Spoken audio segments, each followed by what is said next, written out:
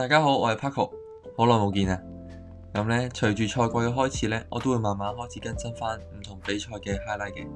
今次呢，就嚟講2024東京馬拉松。今年呢係巴黎奧運年，所以今年嘅東京馬拉松呢睇頭呢都多咗唔少嘅。第一個當然係睇睇唔同選手嘅狀態啦，包括有 Eliud Kipchoge 呢個前馬拉松紀錄保持者，佢進入巴黎奧運嘅狀態係點呢？咁另外都要睇一睇日本選手啦。因為日本選手咧會喺呢場比賽咧係一個最後機會去爭取佢哋第3個嘅奧運代表資格。等陣嘅比賽咧會分為3 group 嘅，第一 group 咧會開住2小時01分嘅 pacing 咧，目標係打破呢個賽道紀錄嘅。第二 group 咧係為咗日本選手咧拎到呢個馬拉松資格咧而設嘅，咁所以佢哋嘅目標配速咧係2小時5分50秒。第3 group 就係由新谷仁美領頭。目標嘅時間咧係打破女子日本馬拉松紀錄嘅。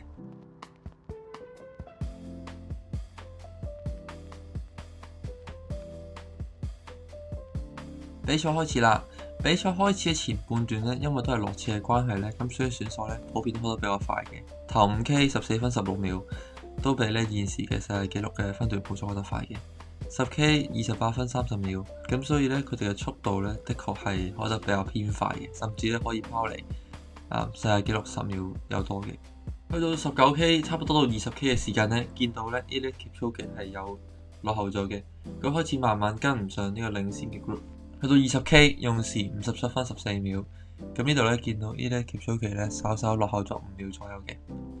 去到半程馬拉松用時1小時20秒，咁呢個配速呢都係一個相當標準嘅2小時01分嘅配速啦，咁係非常之快嘅。咁由半程馬拉松開始呢，領先嘅選手就係由 Benson Kipruto、Timothy Kipchoge 兩位呢去領先住嘅。去到30K 呢 Timothy 橙色衫嗰個呢係有稍稍領先嘅。咁去到35K 呢 Benson 呢又追翻上佢哋一齊跑啦。去到38K Benson Kipruto 呢就決定加速，喺38K 到39K 呢段時間呢，佢都足足拉開咗呢有10幾米距離噶啦。咁呢段時間呢，佢嘅 pacing 呢又維持住。咁勉強咧都可以喺2小時02分嘅 pacing 裏邊嘅。咁去到40K 左右呢 Benson Kipruto 咧就開始慢慢拉開啦。佢呢係 drop 得比較少嗰位選手嚟嘅，佢呢都勉強可以維持佢嘅配速2小時01分、2小時02分嘅 pacing 呢，慢慢去終點前進。咁去到最後呢，就係佢一個人成功贏得2024嘅東京馬拉松啦。跟隨其後呢，就係 Timothy Kipchoge， 佢今次嘅東京馬拉松呢，可以話係大幅打破咗佢自己嘅 PB 啊！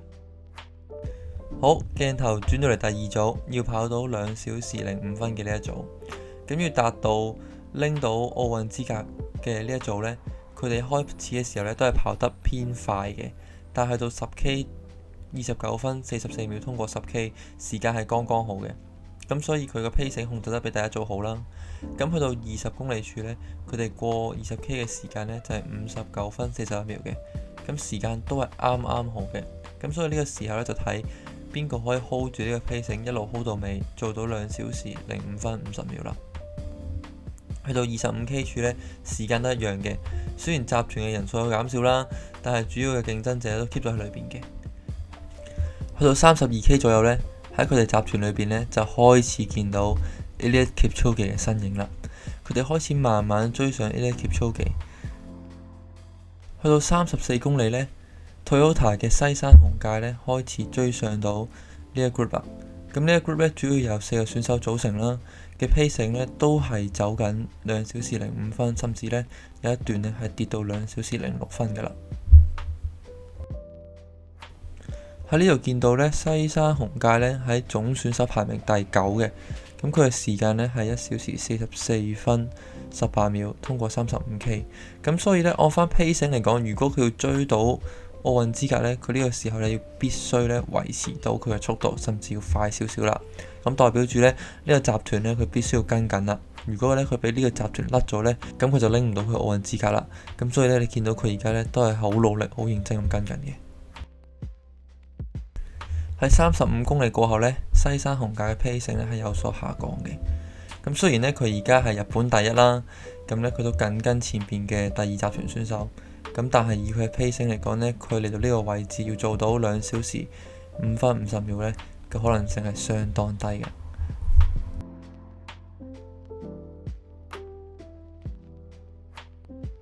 去到最後，西山雄介以2小時06分31秒衝線，大破自己嘅 PB 嘅。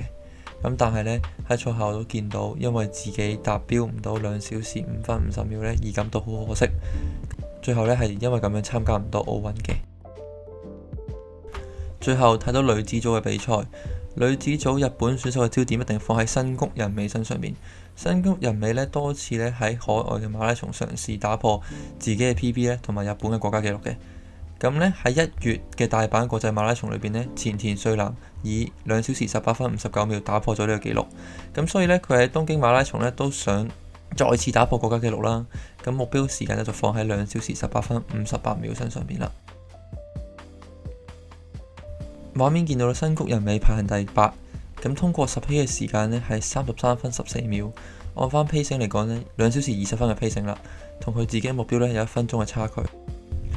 而喺領頭着住白色背心嘅 Kibili 呢場嘅配速呢係走住東京馬拉松嘅紀錄去行嘅，咁所以係走緊2小時15分嘅 pacing啦，咁同後邊嘅選手比呢係走得非常之快嘅。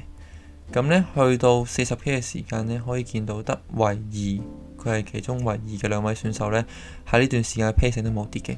咁所以呢，最終佢後尾再度加壓，佢喺最後呢成功拋開上年嘅冠軍 Rosemary Rondeau， 成功呢喺2024嘅東京馬拉松呢奪冠嘅。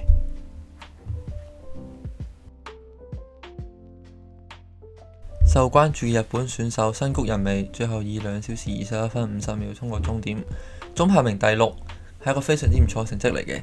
不過距離佢自己目標想打破日本女子馬拉松嘅紀錄呢，相比起呢，的確係有少少遜色嘅。